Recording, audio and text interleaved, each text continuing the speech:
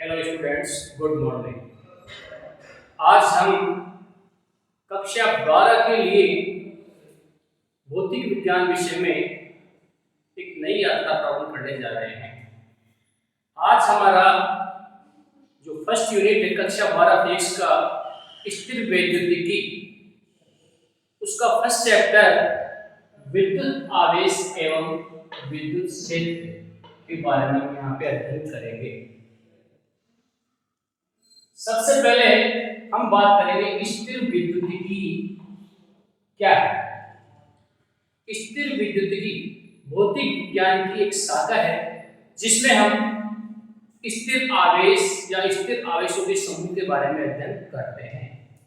भौतिक विज्ञान की वह शाखा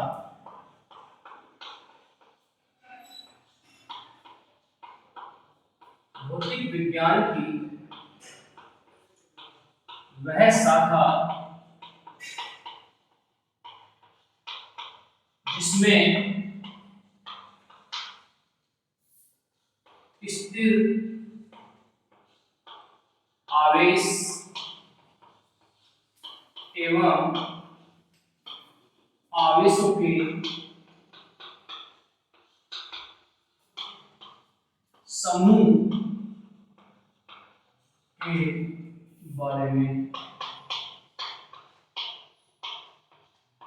अध्ययन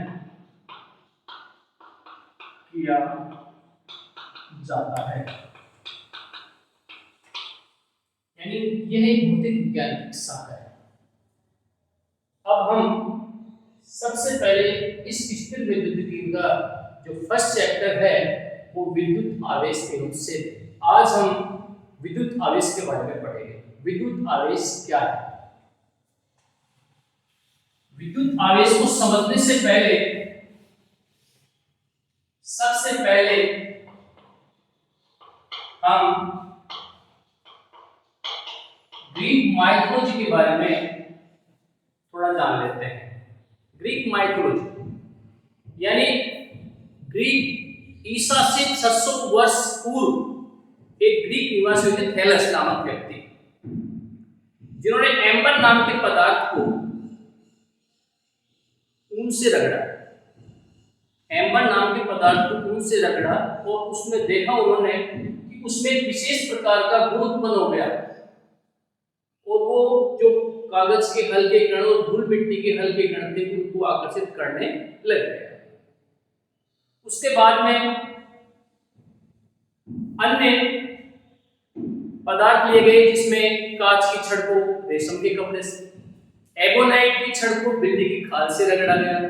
तो ये पाया गया कि उनमें भी एम्बर के समान गुण उत्पन्न हो गए। इन वस्तुओं को आवेशित वस्तु कहा गया। इन वस्तुओं को आवेशित वस्तु कहा गया। सबसे पहले बेंजामिन फ्रैंकलिन साइंटिस्ट हुए थे।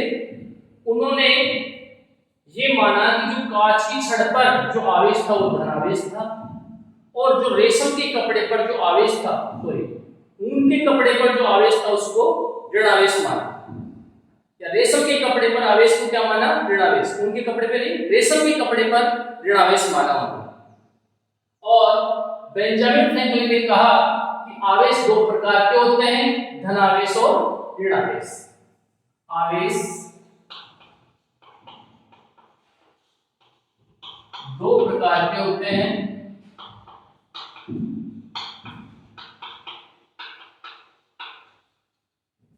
पहला धनावेश एवं दूसरा ऋणावेश।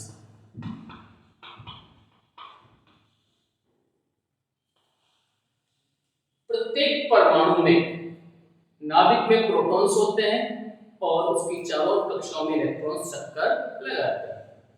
तो ये माना गया कि जो नाभिक में उपस्थित प्रोटॉन हैं वो धनावेश होते हैं और जो उसकी कक्षा में, परमाणु की कक्षा में, नाभिक के चारों कक्षा में जो चक्कर लगाते हैं इलेक्ट्रॉन, उनको हमें ऋणावेश कहा गया, उनको ऋणावेश कहा गया। इसलिए प्रत्येक परमाणु में धनावेश और ऋणावेश यानी प्रोटॉन्स की संख्या और इलेक्ट्रॉन्स की संख्या बराबर होती है, इसलिए परमाणु उदासीन होता है।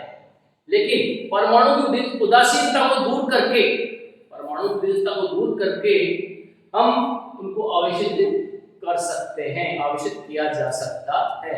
यानी किसी भी वस्तु में यदि कोई वस्तु इलेक्ट्रॉन का त्याग करती है तो उस पे एक धनावेश उत्पन्न हो जाएगा, और यदि कोई वस्तु इलेक्ट्रॉन ग्रहण करती है या कोई परमाणु इलेक्ट्रॉन ग्रहण करता है तो उस पे ऋणावेश प्राप्त करती है, वो वस्तु ऋणावेश को प्राप्त करती है, ऋणावेशित हो जाती है। तो ये हमारे आवेश दो प्रकार के होते हैं, एक धनावेश और दूसरा ऋणावेश। अब हम आवेश की मात्रक के बारे में अध्ययन करेंगे। आवेश का मात्रक, आवेश का मात्रक, आवेश को Q से प्रदर्शित करते हैं।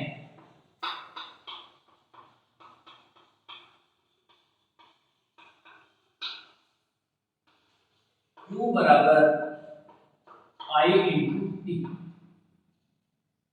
I का मात्रक होता है ampere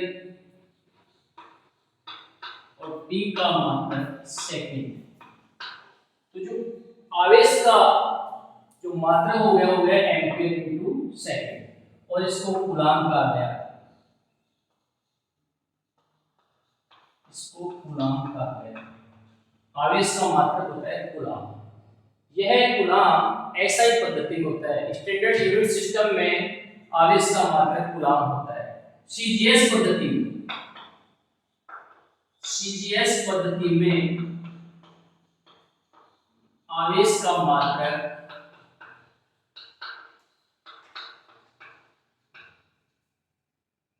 state coulomb,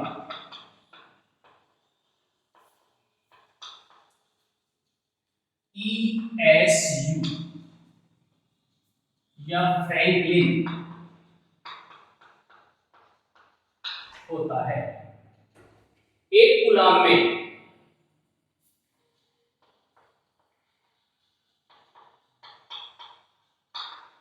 3 × 10⁻⁹ state coulomb होता है। ये आवेश के एसआई पद्धति में और सीजीएस पद्धति में आवेश के मात्रक हैं। आवेश के अन्य मात्रकों के बारे में जानते हैं। आवेश के अन्य मात्रक,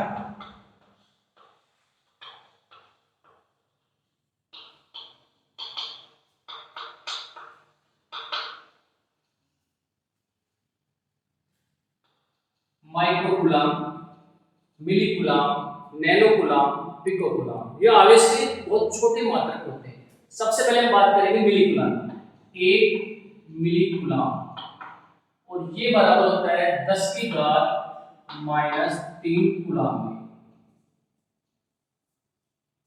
1 माइक्रो कूलाम 10⁻⁻6 कूलाम के बराबर होता है। एक नैनो कूलाम 10⁻⁻9 कूलाम के बराबर होता है, और एक पिको कूलाम 10⁻⁻12 कूलाम के बराबर होता है। आवेश का सबसे बड़ा मात्रक फैराडे होता है, और एक फैराडे बराबर 96,500 कूलाम के बराबर होता है। एक फैराडे का मान 96,500 कूलाम के बराबर होता है, और ये आवेश का सबसे बड़ा मात्रक है। तो हमने आवेश के मात्रकों के बारे में अध्ययन किया। अब हम आवेश के गुणों के बारे में अध्ययन करेंगे। आवेश के गुणों के बारे में अध्ययन करने से पहले हम आवेश की विमा के बारे में चर्चा कर लेते हैं। आवेश की विमा,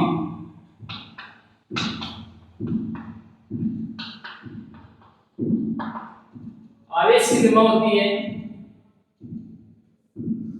A1 T1, क्योंकि आवेश धारा और समय के गुणनफल के बराबर होता है, और धारा का जो विमा होती है वो एम्पियर में नापी जाती है, और समय की विमा टी में नापी जाती है। Q बराबर I × T। I की विमा A1 होती है और समय की विमा T1 होती है, इसलिए आवेश की विमा होती है A1 T1। अब हम आवेश के गुणों के बारे में अध्ययन करेंगे। आवेश के गुण।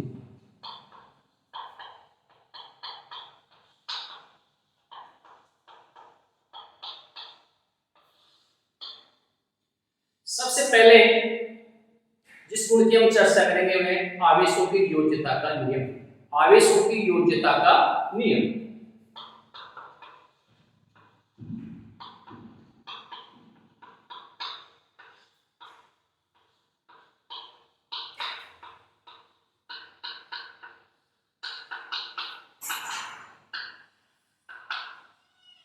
आवेश एक अदिश राशि है। आवेश एक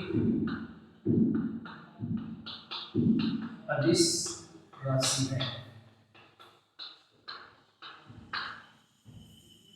आवेश की योज्यता का तात्पर्य है कि किसी निकाय पर यदि एक से अधिक आवेश हो तो उस निकाय पे कुल आवेश उन आवेशों का बीजगणितीय योग के बराबर होता है। यदि किसी निकाय में एक से अधिक आवेश हो, माना कोई निकाय है जिसमें n आवेश है, Q1, Q2, Q3 और Qn, तो उस निकाय का जो कुल आवेश Q हो जाएगा वो हो जाएगा Q1 plus Q2 plus Q3 plus Qn। यही आवेशों की योज्यता का नियम है। आवेशों का जो दूसरा गुण है वो है आवेश संरक्षित रहता है। आवेश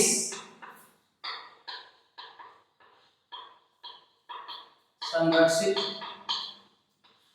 होता है। आवेश संरक्षित होता है क्या था? अर्थात किसी भी सिस्टम में, किसी भी निकाय में आवेश न तो नष्ट होता है और न ही उत्पन्न किया जा सकता है। यानी आवेश एक वस्तु से दूसरी वस्तु में ट्रांसफर हो सकता है, स्थानांतरित हो सकता है। इसे कहते हैं आवेशों का संरक्षण का नियम। तो आवेशों के संरक्षण के नियम को समझने के लिए आसान सा एग्जांपल लेते हैं। माना हमने कोई आइसोलेटेड निकाय है, इस निकाय में एक से अधिक आवेश है। जैसे मान लिया हमने इसमें 2 कूलम, 3 कूलम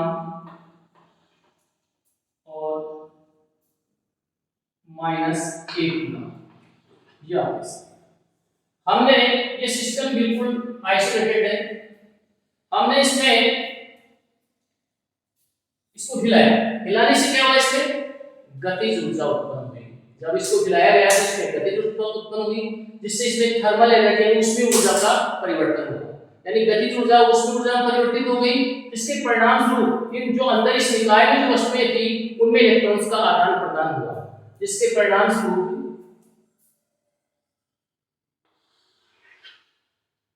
यहाँ पे x कूलम, यहाँ पे 1 कूलम हो गया और यहाँ पे 2 कूलम हो गया। यह आवश्यक। अब आपसे पूछा जाए कि इस x का मान क्या होगा? इस x का मान क्या होगा? क्योंकि आवेश संरक्षण के नियमानुसार कुल आवेश हमेशा समान रहता है। तो हमारे पास में x का मान आ जाएगा 2 + 3 - 1 बराबर x + 2 + 1।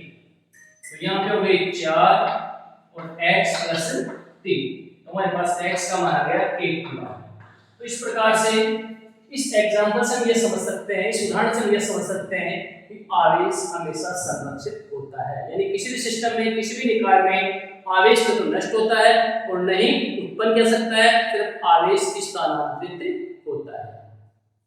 आवेश का तीसरा गुण है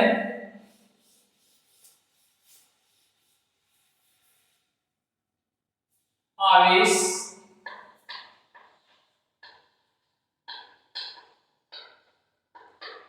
का आवेशों का क्वांटमीकरण।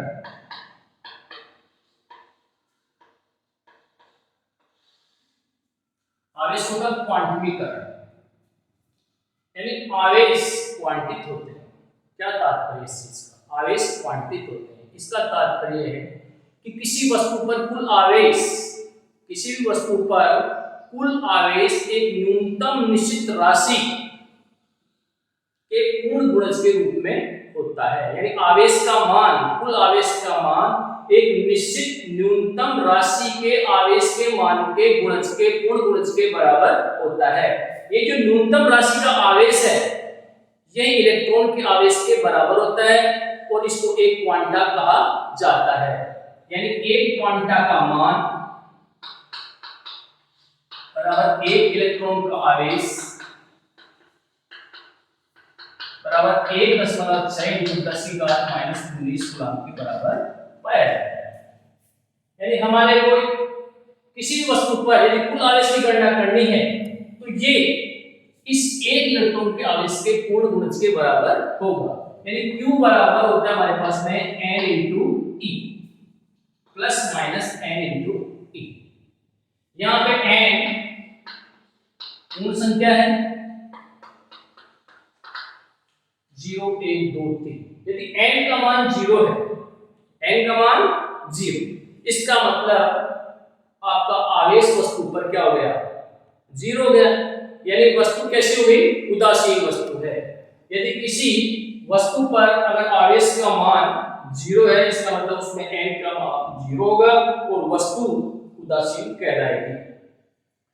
तो इस पे हम एक छोटा सा न्यूमेरिकल लेते हैं कि एक न्यूमेरिकल है, यदि कोई वस्तु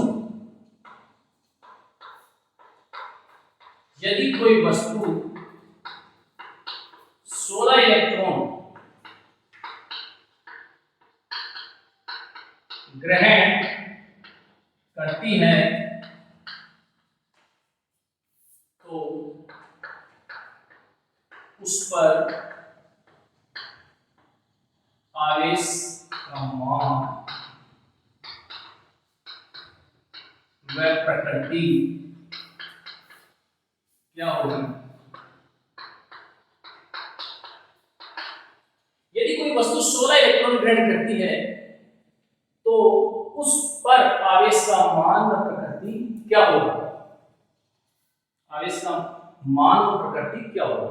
तो हमने भी आवेश के क्वांटमीकरण में ये पढ़ा है कि कुल आवेश Q बराबर होता है n × E,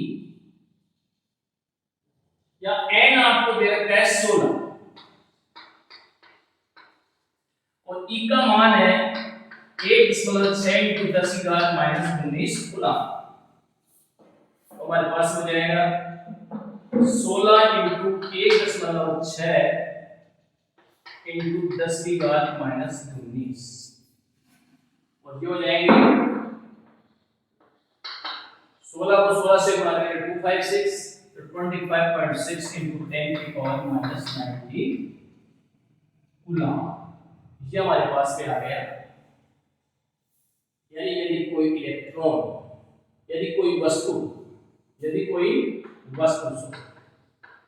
16 इलेक्ट्रॉन ग्रहण करती है तो उस पर आवेश का मान होगा 25.6 × 10⁻⁻19।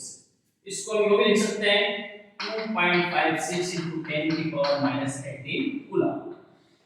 अब बात आती है इसकी प्रकृति कि वस्तु इलेक्ट्रॉन ग्रहण करती है। यानी हमारे पास जब कोई वस्तु इलेक्ट्रॉन ग्रहण करती है तो उस पर ऋणावेश आ जाता है। तो यहाँ पे आवेश की जो प्रकृति होगी वो कैसी होगी? ऋणात्मक। आवेश की प्रकृति होगी ऋणात्मक। यानी इस वस्तु पर -2.5 × 10⁻18 कूलम होगा। अब हम इसके दूसरे एग्जांपल लेते हैं।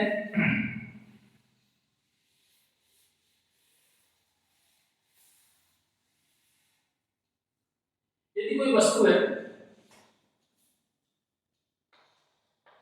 यदि कोई वस्तु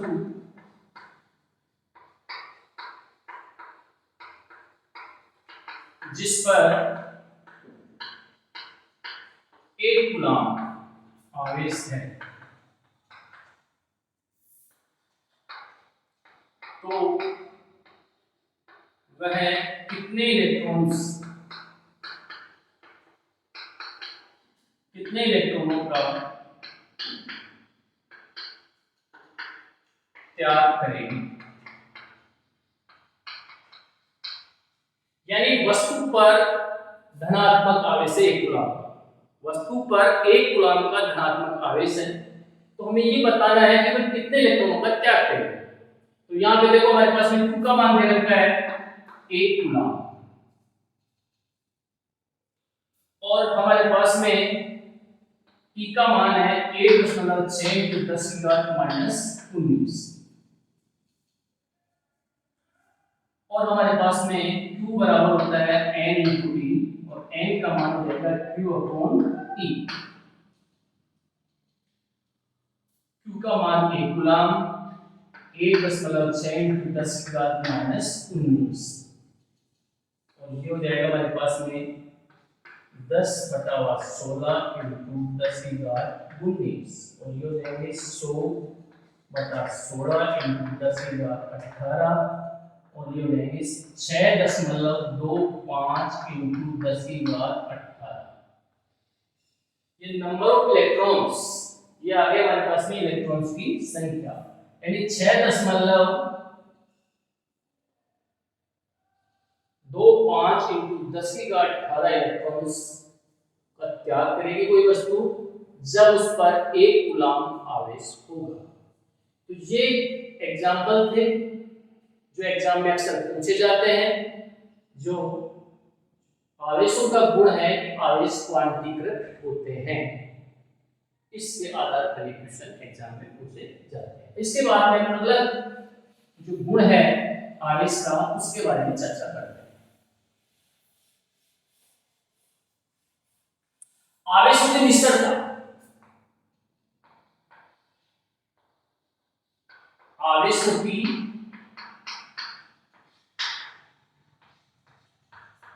निश्चलता,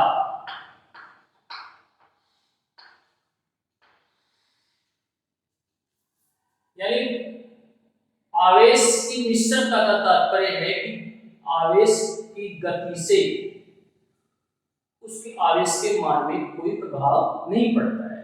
निश्चलता यानी आवेश की गति के कारण आवेश के मान में कोई प्रभाव नहीं पड़ता, यानी विरामावस्था में आवेश का मान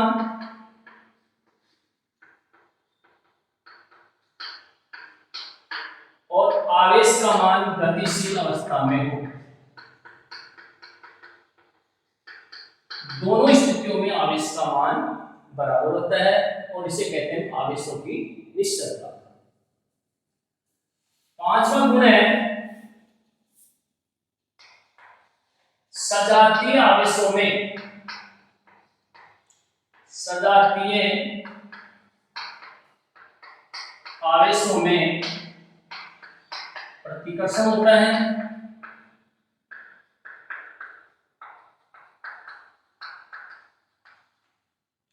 एवं विजातीय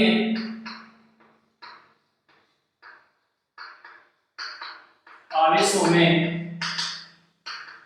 आकर्षण होता है।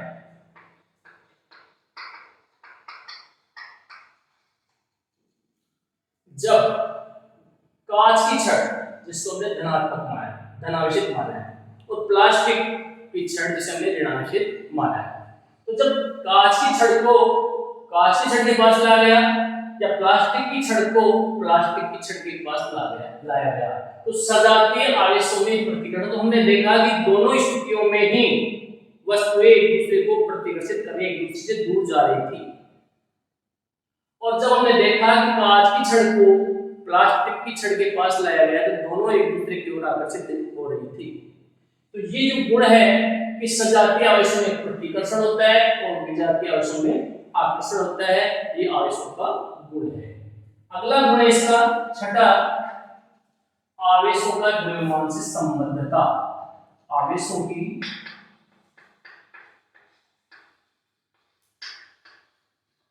द्रव्यमान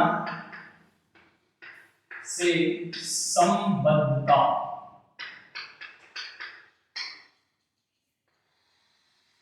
आवेशों से द्रव्यमान से संबद्धता का तात्पर्य यह है कि प्रत्येक वस्तु जब आवेशित होती है, या तो इलेक्ट्रॉन का त्याग करती है या इलेक्ट्रॉन ग्रहण करती है, और हम ये जानते हैं कि प्रत्येक इलेक्ट्रॉन में द्रव्यमान पाया जाता है और इलेक्ट्रॉन का द्रव्यमान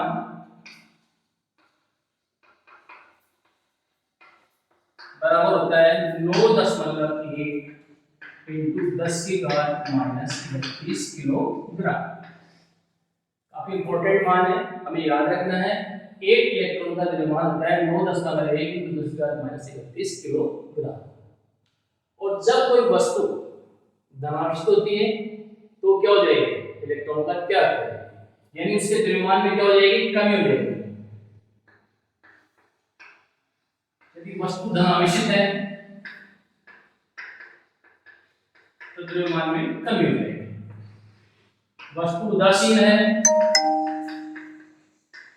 और यदि वस्तु ऋणावेशित हो गई तो उसके द्रव्यमान में क्या हो जाएगी, वृद्धि हो जाएगी।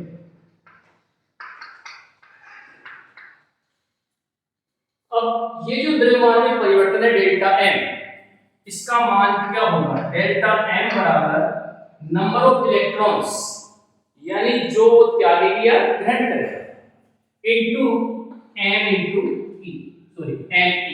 एम ई का तात्पर्य है इलेक्ट्रॉन का द्रव्यमान, एम ई का तात्पर्य इलेक्ट्रॉन का द्रव्यमान, यानी इलेक्ट्रॉन की द्रव्यमान और नंबर ऑफ इलेक्ट्रॉन्स, यानी जितने इलेक्ट्रॉनों को त्याग करेगा या ग्रहण करेगा उसको हम इलेक्ट्रॉन के द्रव्यमान से गुणा कर देंगे तो हमारे पास में द्रव्यमान में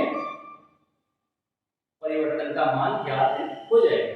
और अक्सर बोर्ड में इस गुण पे भी क्वेश्चन पूछा जाता है। अब हम एक न्यूमेरिकल ले रहे हैं इस पे, देखो न्यूमेरिकल ले रहे हैं हम।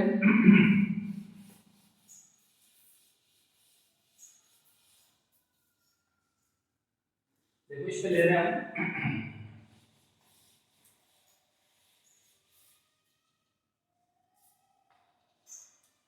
कोई वस्तु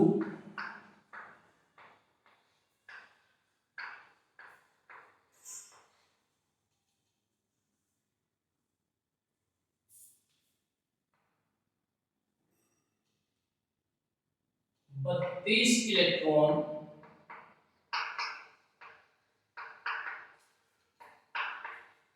को ग्रहण करती है,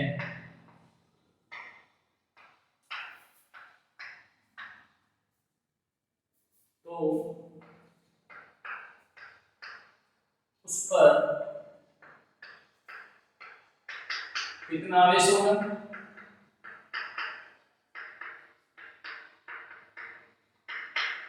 एवं उसके द्रव्यमान में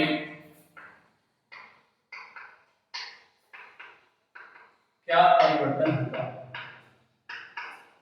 द्रव्यमान में कितना परिवर्तन होगा।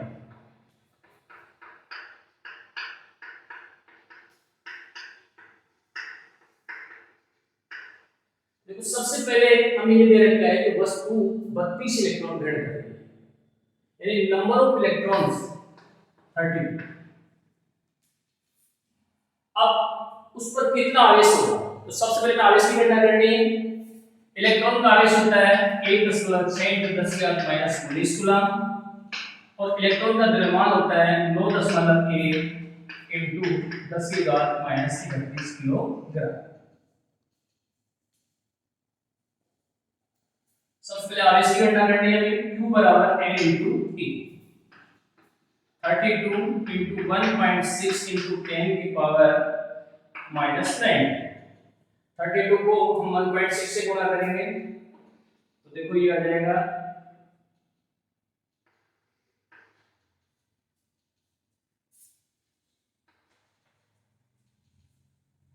और ये आ जाएगा हमारे पास में 51.2 इंटू 10⁻⁻19 कूलम। और इसको हम लिख सकते हैं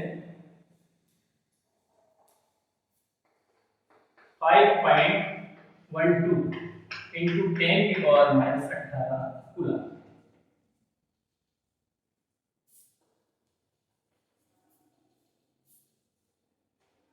तो ये हमारे पास में इसका आ गया आवेश। अब हमें देखना है कि द्रव्यमान में कितना परिवर्तन होगा, तो द्रव्यमान परिवर्तन के लिए हमारे पास में डेल्टा m बराबर हो जाएगा n m e। यहाँ पे देखो नंबर ऑफ इलेक्ट्रॉन्स 32 और एम का मान है 9.1 इंटू 10⁻³ किलोग्राम। तो इसको गुणा करके 9.1 को 32 से गुणा करते हैं तो हमारे पास में क्या रहेगा, इसका मान आ जाएगा। तो इसको गुणा करते हैं,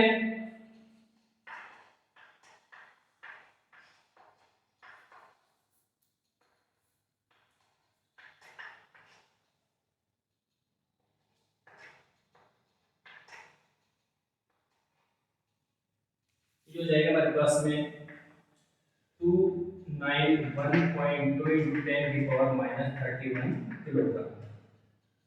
तो ये इस प्रकार से हम इस प्रकार के न्यूमेरिकल्स को आसानी से सोल्व कर सकते हैं। तो आज हमारा टॉपिक यहीं पे खत्म करते हैं और नेक्स्ट टॉपिक में हम आपके लिए कूलम्ब्स का नियम लेके आ रहे हैं। कूलम्ब का नियम क्या होता है, कूलम्ब के नियम से ऊपर आधारित न्यूमेरिकल्स वगैरह वगैरह।